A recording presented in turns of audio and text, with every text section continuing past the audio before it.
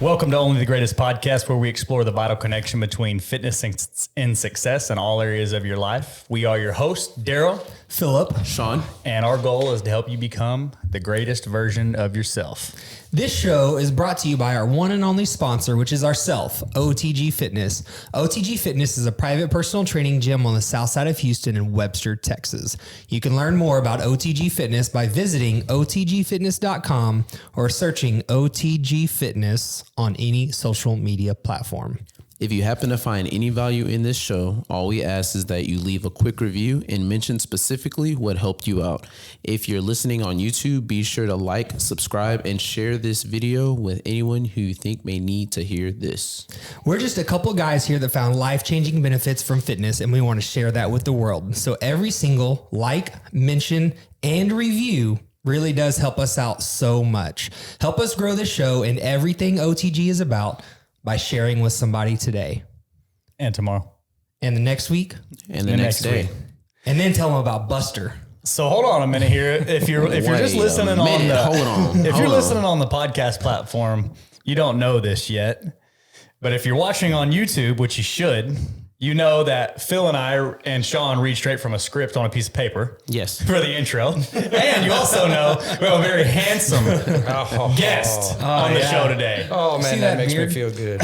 Now, what do I need to do to get that perfect, Scruff. combo of color and length? That's wisdom. Is it? And that's manifesting in facial hair form. That is 3 wonderful kids, 12 years of marriage, and everything that comes with it. man. I'm just trying to find out how to get some facial hair, man. Yeah, it sounds like at all. Like, let me just get some of that. But welcome, Buster. Buster is a part-time entrepreneur, full-time dad, full-time oil gas. This guy lost 80 pounds just a couple of years ago. Yep. And today we're going to talk about how he did it, what he's learned along the way, obviously how he's worked through the ups and downs, how it's helped him at his job, at his business, in his family, how fitness kind of brings all that together.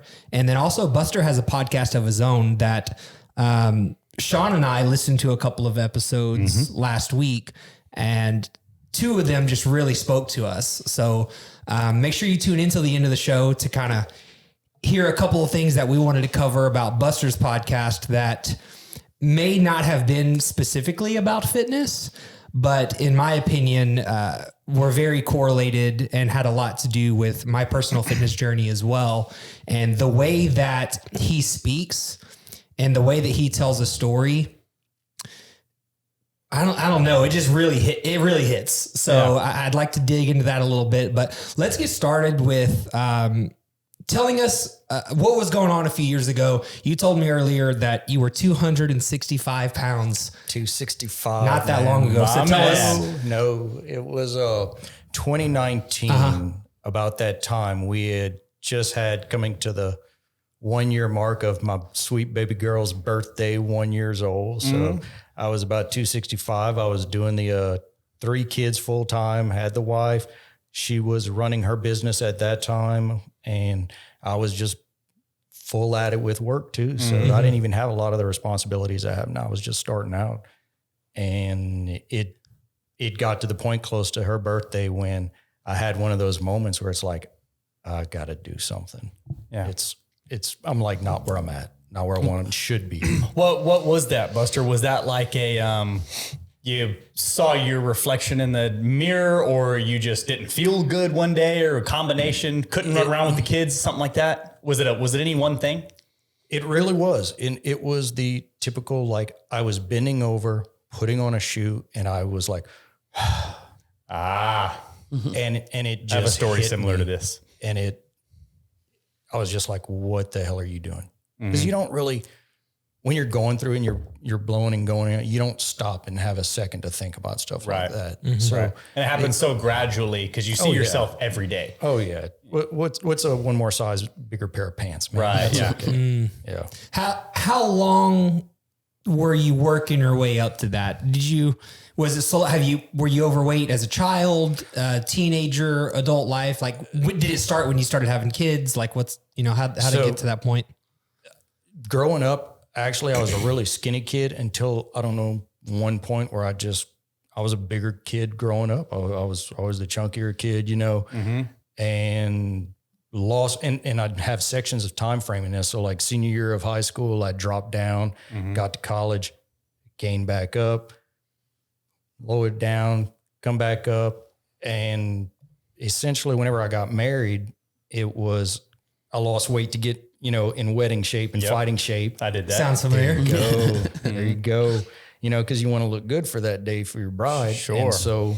And there's going to be a ton of pictures. Oh, so many pictures. So many pictures.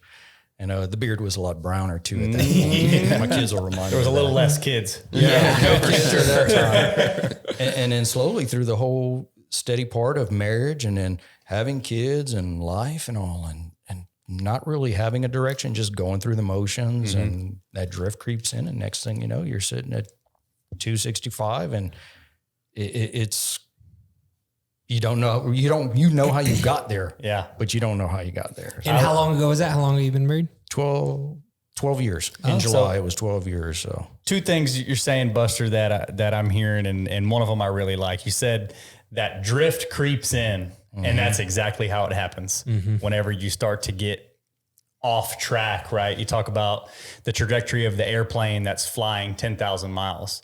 And if you're spot on, you're spot on. But if you get 1 degree off over the course of that 10,000 miles, you drift way off into nowhere. So that drift creeps in.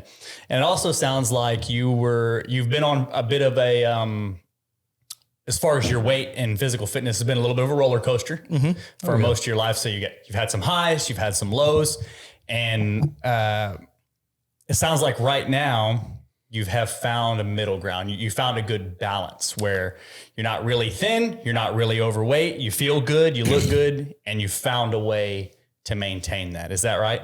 Yeah, I feel good where I'm at right now because, like you said, I lost a ton of weight. I got down to 180, and at that point, my wife was even like, "You're too skinny." Right. She's like, and I was, in all transparency, I was going really hard at it. I had this goal. I knew what I wanted to do. I had a date in mind. I was executing every day to get to it. And then after that, it was kind of like, all right, I'm going to take some time off. We're going to go through some things. We're going to kind of dial it back a little bit. Yeah.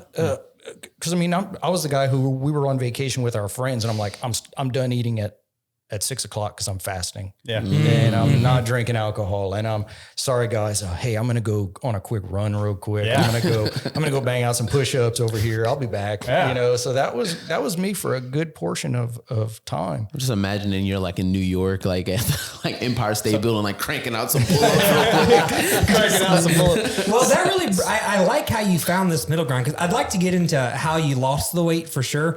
But what you're saying and kind of what Daryl's getting at really brings me back to something that Daryl's wife actually taught me a couple of years ago now. And she was the first person that helped me realize that periods of hard times and overcommitment help make you stronger and find that consistency even when you're not going like super hardcore, right? And then you can flip the switch. You can flip the switch, as needed, you know? So let's talk about like the hardcore you, right? Which is fine. We can talk about that. Like, how'd you lose that much weight? How'd you lose the 80 pounds? And then let's talk about kind of how you found the middle ground. So when I decided I was going to do it, it was right about the time that Andy Frisella came out with the 75 hard program. Okay.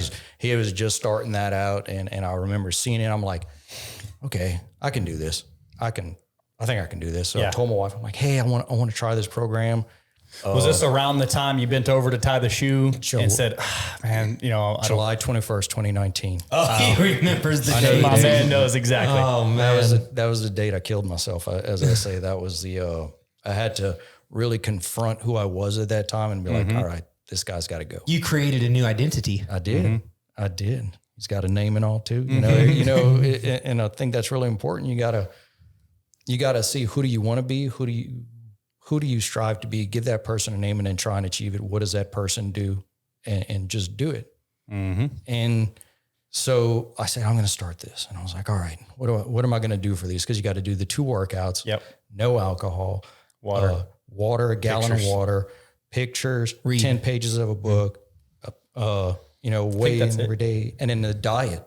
The diet. Yeah. Staying on the diet. And I went hard on that one. Let me tell you, it was, I decided I'm going to go do keto for this whole time. And I'm going to do intermittent fasting. Cause I was like, I got 75 days for this. I'm going to go all out. I'm going to just tear into this. And it was a lot of rucking. I got into rucking. I had a weighted vest, or really I had a body armor, class 3s. And I was like, this weighs 20 pounds, throw that on. And I would just go for a walk. And it'd be like the first time I remember, it was like 20-minute mile walk with this thing, sweating. I'm like, oh, good Lord. And it just progressed from the outside workouts to weightlifting to yoga to biking to whatever I can do to get me going during that time. And then fasting till noon, and then eating, tracking everything, on MyFitnessPal. Yeah. And going from there. And it was just day after day after day after grinding. But there were some difficulties with that too, because this was a completely new lifestyle. Right. Sure. Sounds like you had a militant focus on the diet, and that the training was kind of, it was a little bit fluid, because it was whatever you needed to do to get moving. Right. And whatever worked for you that day, you went for it. Right. And the diet was always there. Diet was always there. I knew Very exactly. important. Phil and I talk about that a lot. Like from one of y'all episodes on, y'all had the other day where you talked about like, this is my list of what you eat. Yep. That list, I had mine. Yeah. I just knew it was like, well, I'm going to eat this, and this, and avocados all the time. I had the shakes programmed in, like I knew if I had this many carbs and fats and everything, I could stay between everything. So you went extreme. Yeah. What were some of the tougher parts about 75 hard? I was very militant, like you said, and I went through the whole first time, like without stopping. I did get the flu once. Okay. And I told my wife, she's like, you need to stop. And I'm like, I'm going for a walk. I will be back. Let me tell you, thank God that was a 24-hour flu. Yeah, that walk sucked. It was just a 25-minute mile. But you got it done. Yeah, I got it done. But to be honest, the hardest part was the time management of it and starting out on that. Because I'm like, all right, I've got to go do a workout.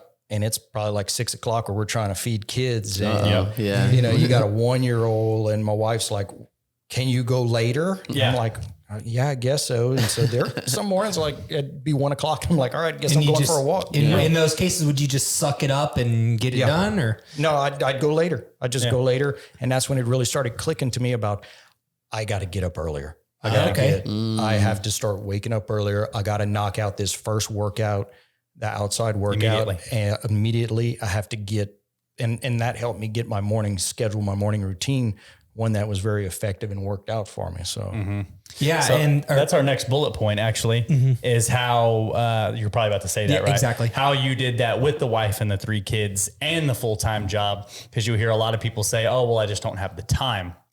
And what I hear is, what Phil and I hear is, and it's not like a jab at anybody. You're not making it a priority. So it sounds to me like you had one major tool, and that was waking up earlier, that you use to unlock more time, right? To buy yourself more time.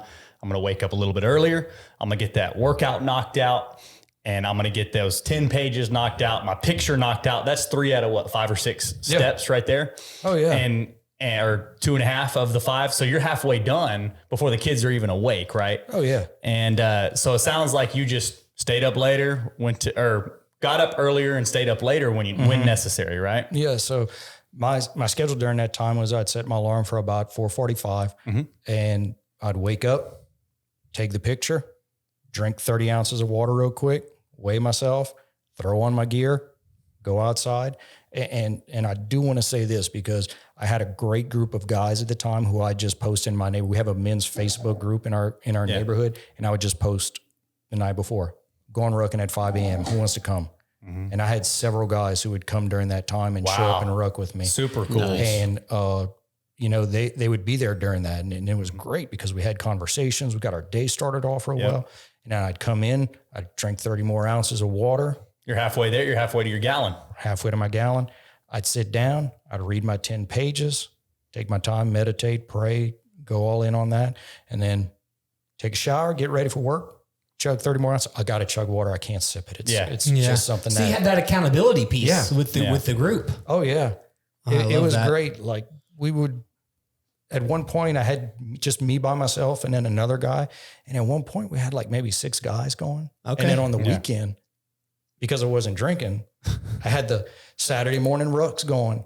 And at one point we had like 15, 20 guys showing up at Seabrook to ruck. And it was I think that's a really great point, is like with the time management thing. If you can figure out how to take advantage of that one day that you usually don't have because it involves alcohol or some type of, I don't want to use the word bad, but like negative social type of situation, what you'll notice is just by doing it, the time is actually multiplied. Yeah. Right. So it's very interesting how that works. I was going to talk about this a little bit as somebody who used to drink heavily, and now I enjoy a drink a few times a year. Mm-hmm. I'll have drinks with friends, maybe 4 times, once a quarter or so. You'll see me have some drinks. I don't have no problem with it. However, one quick pro tip: not drinking alcohol, it saves you money. Mm-hmm. Yep. You're going to get better quality sleep. Oh yeah. You're going to get more sleep, right? Because you're going to get more sleep in less time is what I'm trying to say, because you're going to go to bed on time.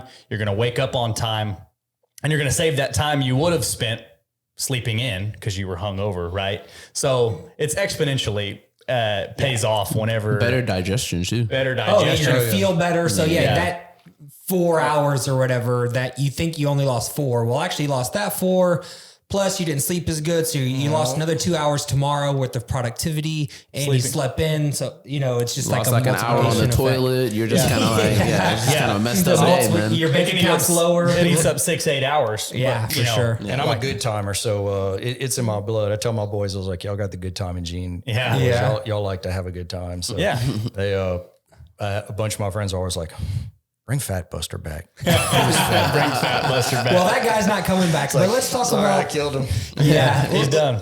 Let's talk about like where you're at now, because looking at you now, you're not a little guy. You're a big guy. Where's your body weight now? About 215, you said? I'm about 220, 225. Okay. Depends on if I'm vacationing or if it's it'll fluctuate, but I'll drop off not 10 pounds like nothing, or pick it back up real easy. Yeah, and if you're listening to this, he didn't stay around that 180 mark, but the point is that you don't have to do that to be healthy. You don't have to do that to feel good, to look good. Like, you look very healthy. I can tell by your attitude that you feel good. You're full of energy. I've only met you a handful of times, but each time it's always very positive. He's in a really good place in his life. So, you don't have to be so extreme all the time. And he did that for a period of time, but now he's found like a nice middle ground. So let's talk about like, what do you do now? Obviously you're not doing 75 hard now. No. So look, what does your lifestyle look like on a day-to-day now to maintain, health, longevity? You're still working out regularly, eating pretty good. So I always try and I try and be aware of, am I doing certain things that are bringing the quality of my life? So waking up early and going for a ruck, getting that going. I still love rucking. I think it's one of the best things you can do. It's very low impact. I have a 35-pound rucksack I put on now. Yeah, is it a Go Ruck? Or? It's a Go Ruck. Okay. Yeah. I love it. Carry on. Sorry. No, man, it's great. And usually it's wake up in the morning, that same thing. Drink 30 ounces of water. Just step on the scale, see where I'm at.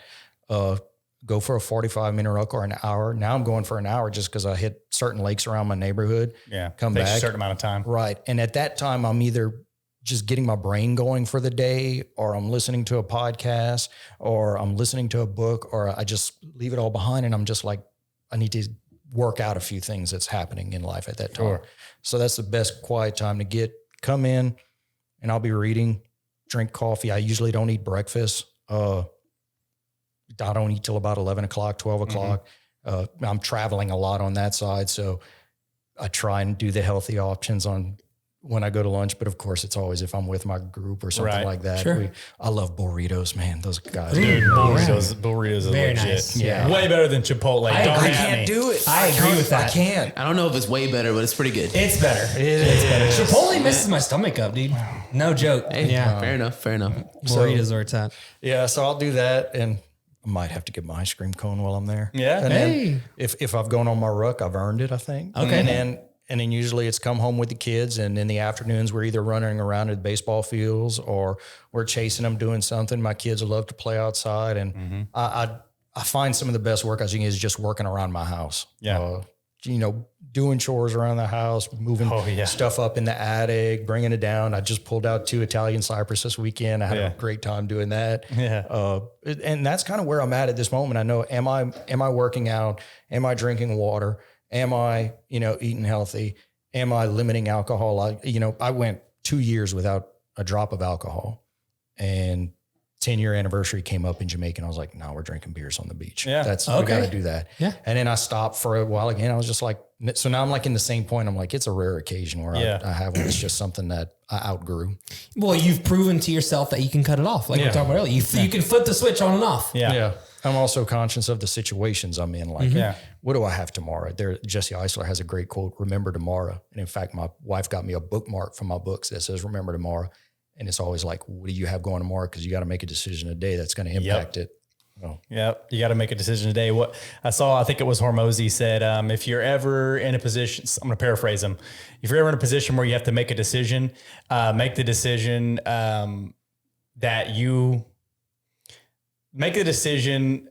that will tell the story you want to tell in the future. I like that. Oh yeah, basically, right? The future. What's the future buster going to say? About, man, I really did want to get up and go ruck at 5 a.m., but I was so tired I hit that snooze button. Is that the story you want to tell? Or do you want to tell, do you want to tell your kids, damn it, I was so tired and I was beat down, but it didn't matter. Yeah. Because I won the war within. That's right. The story you want to tell, right? That's right. And that was just, whenever you said that, it kind of made me think about that quote. For some reason, I'm picturing Sean's little nephew asking him like, hey, Uncle Sean, did you grow up and take pictures for a living or whatever? And he's like, hell yeah, I did. I was going to go with the sarcastic, nope, I gave up. Right. Yeah. You don't want to say the no. Exactly. You want to say, yes, I followed through with what I always dreamed of or whatever plan of action that I put into place for myself. Yeah. So it sounds like the middle ground on your fitness buster is basically you're not doing keto anymore. No. And it sounds like you're kind of still intermittent fasting with no breakfast, right? Right. So it sounds like you did the 75 hard and you pulled the things out of it that you really liked. Correct. And you kept doing those things, and the stuff that maybe was a little too extreme, that maybe was a little too tough to get done, you let those fade away and you dialed in these handful of things that work great for you. The rucking, the fasting being the 2 biggest examples. Yeah. And the early hydration. I like that one Early too. hydration. Oh yeah. I'm all about that. And the coffee, I try and drink that black, or I'll drink it with just cream in it or something on that side. Don't get into the sugars because my family calls me the cookie monster. So I'm the cookie monster too. Like we had cookies, and my wife is just like, past tense. well, you had them past tense. Yeah, well, let's transition a little bit into an episode of your podcast that I listened to the other. It was the first time I listened to it. I'll be honest with you. Sorry about that, but real quick, before we get into it, let's get Buster to plug his podcast real quick. Oh, sure, yeah, please do. And what's it called? What's the best place to find it? it's called the Good Old Boy Podcast, and you can find it anywhere. We're on Spotify, Apple Podcasts, Google Play, YouTube. Okay. Is it strictly audio right now, or is it YouTube? It is audio. I have a few episodes on YouTube when the recording went right. I'm hoping to correct that. Thank you, Sean. I'm working through it. Hey, Appreciate man, I'm the mentoring. always here to help, dude. Anytime, man. I knew the answers. I just wanted to say it out loud so that people listening. I don't have a nice studio set up like this. I'm in my office, and you'll see mine, and we're like, why does he have those weird pictures in the background? Doesn't matter. Getting it done. Say what you want, but the couple episodes that I listened to, this one in particular, the one we're going to talk about first, really captured me. And I think that you tell a great story. It's true. He's been talking about it ever since he was. I can hear and feel the confidence and the wisdom from that's Daryl mentioned that earlier. And I was like, that is really, it is you in a nutshell, I believe.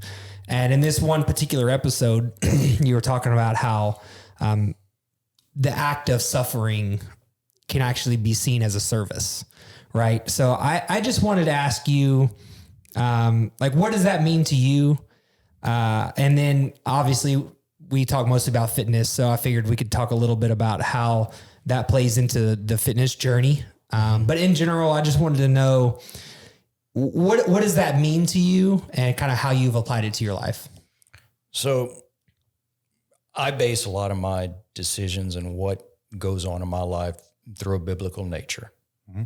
I have gone through some things. I have had some things happen to me. And when it's come down to it, there's always been a lesson in everything. And the lesson, well, some of them is either it's done to yourself, you do it to yourself and you pay the consequences, or you're choosing to go through a situation to become a better version of yourself, or you're just, something's going on and how are you going to handle that externally? So for instance, I decided I wanted to become a better father. A lot of that was going to have to become with, I couldn't have the quality of life with my family, with my kids. I couldn't run around with them unless I got the diet and health under control. And the only way to do that, like y'all mentioned, you had to put in the work, you had to lift the weights, you had to do the diet, you had to do everything like that. They're on the go ruck. Yeah. And you had to suffer through that. And it's not easy if you're not accustomed to it. And I was not. There were mornings that sucked. There were mornings that it was hard. But you did it. And on the other end, I was like, I know why I'm doing this. Mm-hmm. I know this purpose through it.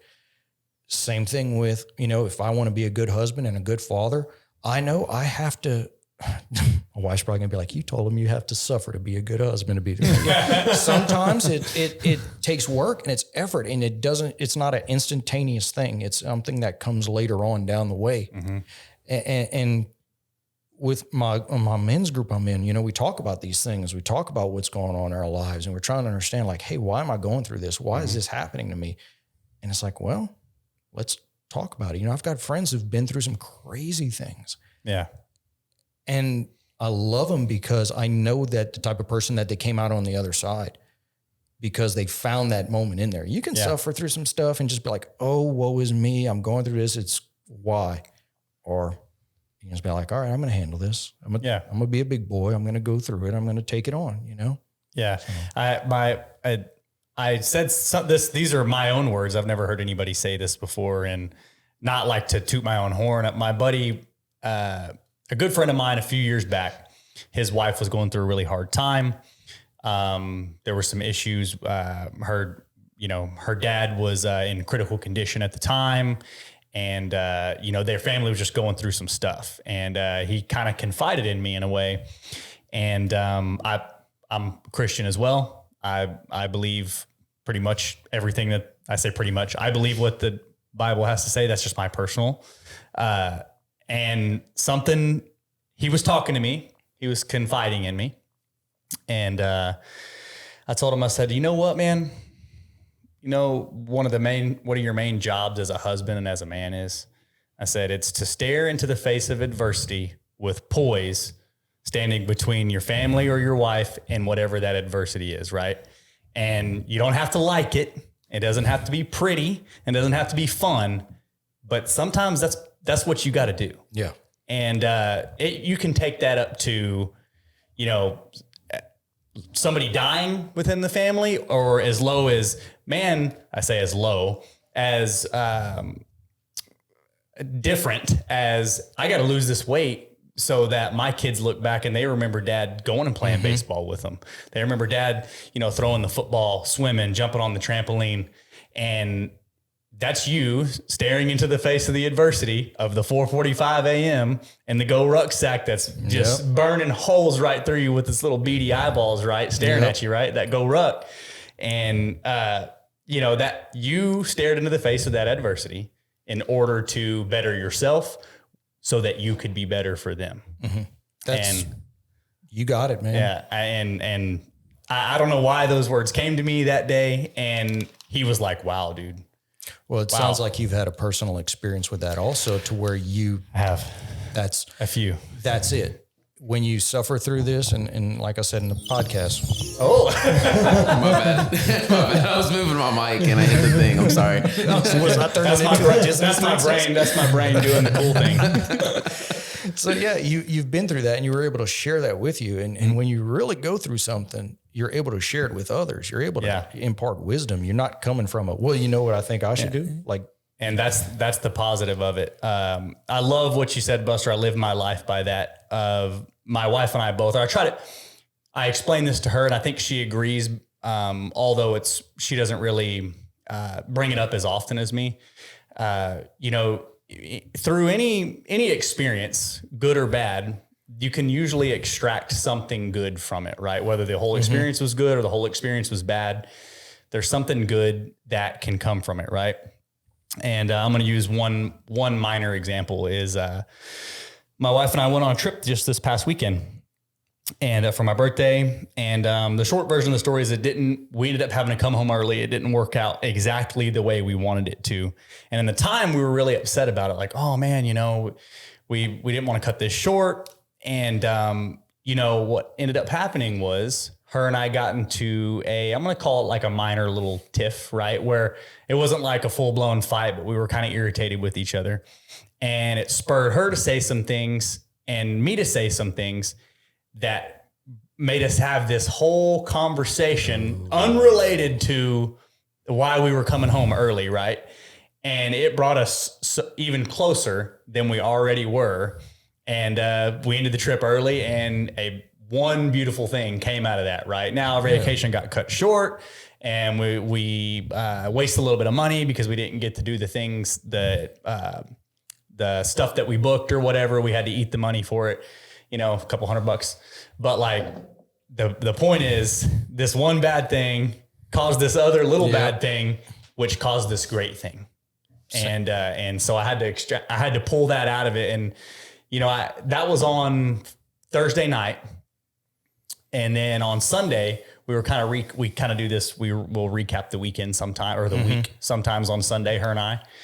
And that's all we talked about. I said, did you notice that on Thursday night, such and such happened and it was bad. And then we got into this argument, and then it spurred this talk, and it brought us so much closer. We got a little bit of frustration out. We got a little better understanding of each other. And it brought us closer. Was there a point during that discussion, heated? I guess it was a little argument. I wouldn't call it heated. We were just irritated with each other. Like a kerfuffle. We were snipping at each other. Yeah. But there was a point where you had to be like, hold on, this is happening. We just had all this great stuff go on. Everything happened. It was good. And now this one little thing is getting ready to ruin this trip. Yeah. Because of probably, I'm going to guess, a minor miscommunication in each other's intentional words. There was definitely a moment where I stepped back and, like you're describing, and looked at the whole picture and went, man, this is it's kind of what they would call first world, right? Like this is a very minor thing. We're on this trip, and it's my birthday, and it's all fun, and we're having a blast, and it's going great. And this one little thing happens, and now we're and it's like, why waste this whole thing, right? But short version is, came together, and it was great, man. True. So I can really relate to what you're saying, extracting the good right out of any situation. Yeah, and I've got a men's group that I belong to, and those guys come in there, and everyone's got a story of how they got there. Everybody got here on a different train, bus, road that they came on, and we're sitting there, and we all had a conversation one time, and it was everybody had the same issue, and we had all gone through it different ways. And then we had a young man who was going through it at that time. And man, we just poured into him about it and let him know like what's going on about this, what's happened, where you look at. And he was like, I'm so thankful y'all were able to talk me through this. And so, it serves a purpose. It's there. You can't be selfish with it. You gotta give it away after the end of it. So do you ever, Daryl kind of already answered this question, but during these periods of suffering, do you ever not even realize that it's one of these periods, but when it's done and you've experienced the growth from it, and you look back and you recap and you count the steps that led you into that path, And then, your lesson, it could be months, years later. And then it just kind of snaps to you. Oh, definitely. I've been through some of these where, and it's all seasons you go through, and your season could be a month, a week, a year, 2 years. And I've been through those where you do not understand until you're looking back, and, hopefully you've got somebody you can talk to about that. And that's one of the biggest things, is that if you have somebody you can talk to and share with about, and they say, man, well, how did you get through that? Well, I kind of did this, and I got peace through this, and I struggled with this, and I did this. And then all of a sudden you're thinking, oh, actually that wasn't that bad. Yeah. Yeah. It wasn't I'm behaving like this now because of that situation back then. And now I'm even better off for it. I always remember that we didn't come this far just to come this far. Yeah. And that sounds kind of hippy dippy or whatever, but hippy dippy. Kim Kardashian said that, right? I have no idea. No, she said that in a song, and then she was like, I heard it on the internet. Really? Come this far. So all right, I take back what I said, dude. I like how he did her voice too. Yeah. I heard it on the internet. I did not heard on the internet. But no, it is true. You look back at all the things you've gone through, and you're like, man, I've been through harder stuff than this before. So, if you're listening to this and you're going through a hard time right now, whether it's, if you're listening to this, maybe you're interested in fitness or whatever, but whether it's fitness related, it's life related, it's in a relationship, you know what I mean? Like what Daryl's talking about, it's with kids or your wife or whatever, like these guys are talking about. Just know that, there's light at the end of the tunnel, and And it's just, whether, whatever your spiritual beliefs are, if you feel like it's God testing you or some higher power, maybe they're just testing you right now. Maybe they're just seeing what you got, seeing what you're made of. Yeah. And if you can break through this, just think about what's on the other side. And I always keep this in mind. Definitely. I talk to people about this with their weight loss for sure. When they're hitting a plateau, we usually have this conversation, but it really helps me out a lot in business. Because times get hard. Business is up and down. It's emotional. It's always the hardest when there's people involved. Amen. Right. And so I just always remember that maybe, just maybe, I'm just really being tested right now. Yeah. And if I can break through this period, if I can, push through this little bit of suffering, that there is something for me on the other side. And I'm going to kind of just segue into our next point, which is something else that I heard you say, which is how people are more capable usually than they feel like. And the words that you used is, we are dangerously capable. Yes, we are. So why don't you just kind of tell me, what does that mean to you? Where did that come from? And then, I guess just what it means to you. So I'm big on my network, because when I did stop drinking and I got real serious about my health, I lost friends. Been down that road. Certain groups, certain invitation stops, and it was an impact. I had to realize that it wasn't just me, but it was my wife, my family, my kids, stopped hanging out. And then I had a conversation with a guy, and he had been a recovering alcoholic for a long time. In fact, whenever I started this, I was like, all right, I need to study. I'm going to go, what does AA tell us? Why is it successful? What is it? Take the principles. I want to learn from it. It's a resource. It's available. And so he was telling me, he says, but did some of your friendships get better? I go, yeah. He says, they're still around? I go, yeah. He goes, protect those people. Yeah. So I'm like, gotcha. And those people are the ones who are still around, and they're all capable of, when life hits the fan, when there's something wrong, you can have an accident, you can have a kid in the hospital, your business could be failing, your health could be failing, something can happen. You need somebody who, when your world's spinning and you don't know where to go, you need somebody that you can call and say, I need help. Yep. I need guidance. I need, it's a vulnerability of men. We want to carry that log on our own shoulders, and we'll just get through it. It'll be okay. It's, I can do it alone. I can figure it. No, you have to be able to go to those friends and say, like, I need some help. Can you help me with this? Sure. If you're having a spiritual crisis, man, get to a good church. If you're having a financial crisis, get to somebody you know who's really good with money. Talk to them. If it's a marital crisis, get to somebody you know who is has a really good marriage and say, man, this is what I'm going through.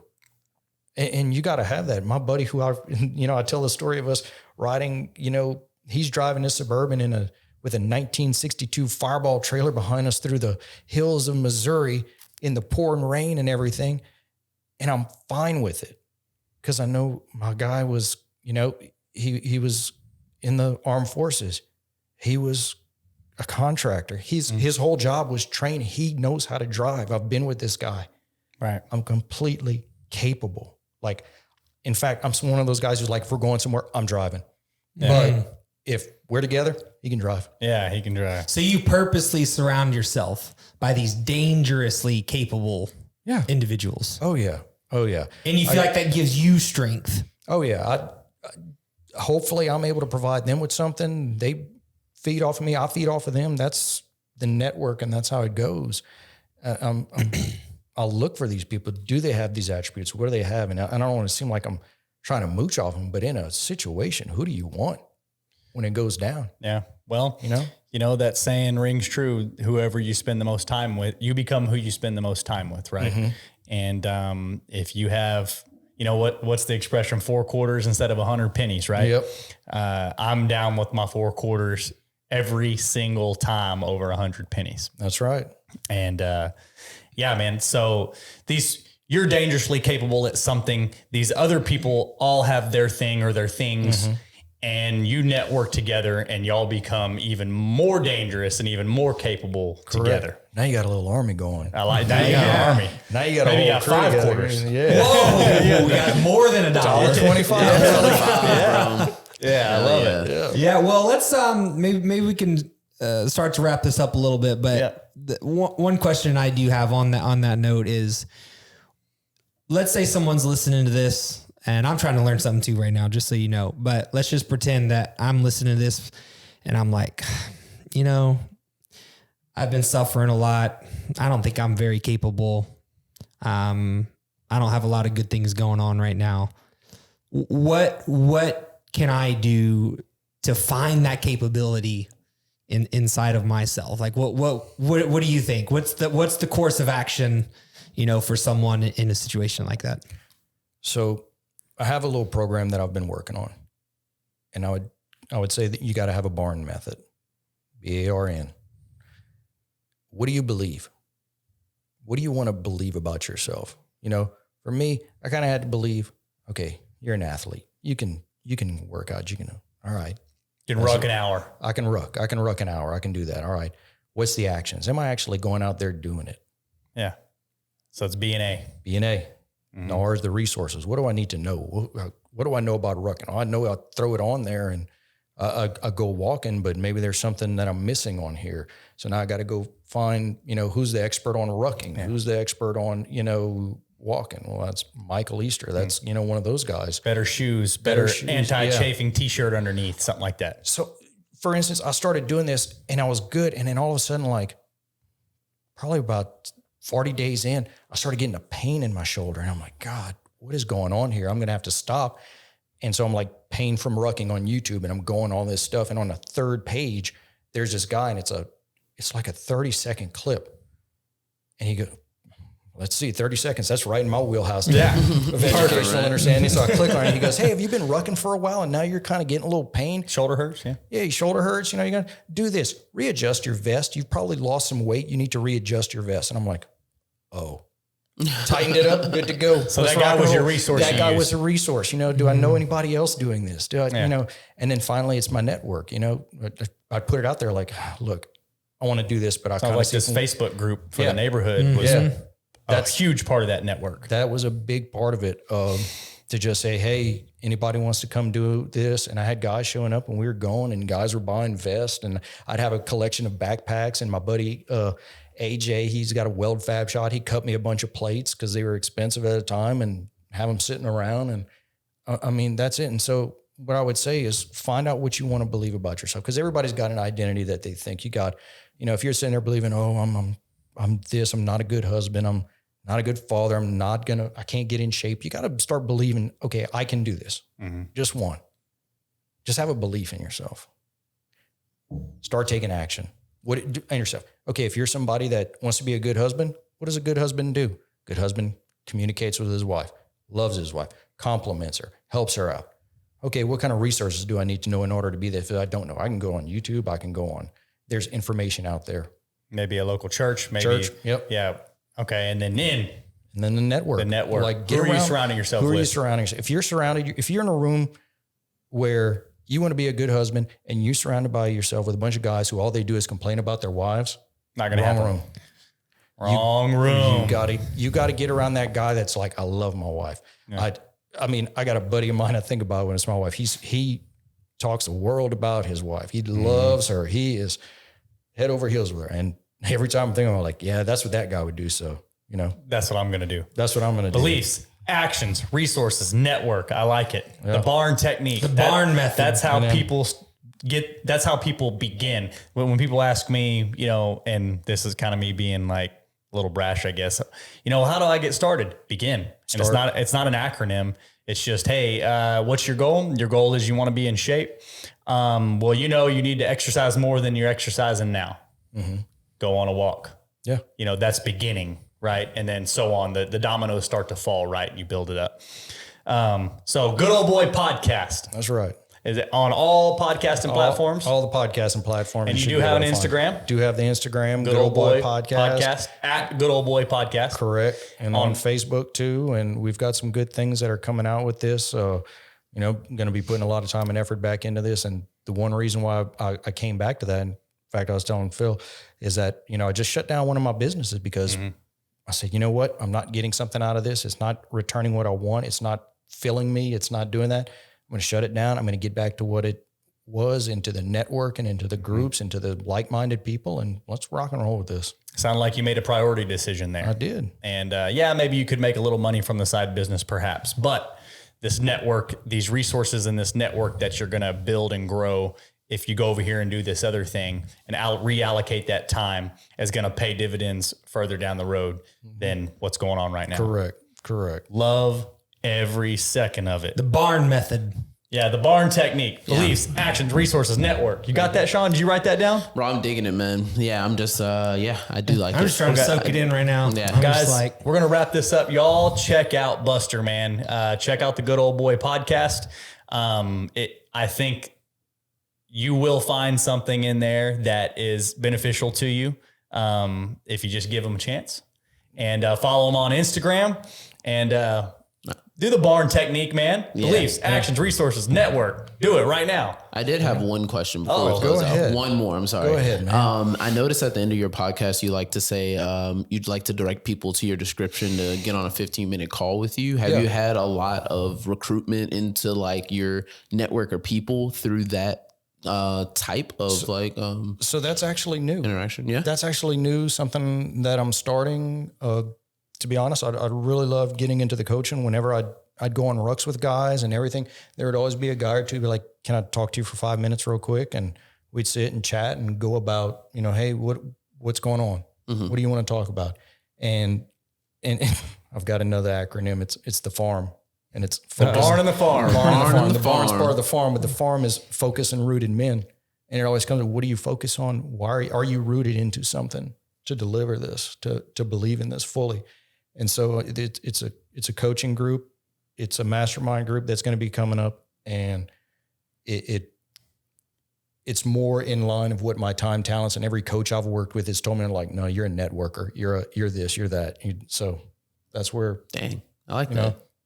The barn and the farm. The barn and the farm. The barn and the farm. I got a name of the podcast now. The Good Old Boy on the farm with a barn or something like that. Yeah, man. We'll work on that. Yeah, we'll work on it. We'll get it. Sean will get it dialed in. Yeah. So guys, like, subscribe, tell your friends, give Buster a like and a subscribe. Check us out, comment, all that good jazz. 5-star review. Send us money if you want. That's great. We're going to get out of here until next time. Peace. Peace out, guys. Hopefully they send us money. I'm hoping for the You money. want to send us I some got money? 3 kids. I can use some money. Buster could really use the money right now. Yeah, cash apps are linked in the bottom. You could split it between Buster and OTG Fitness. Venmo, cash, check. I take it all. All right, y'all. All right, man. I love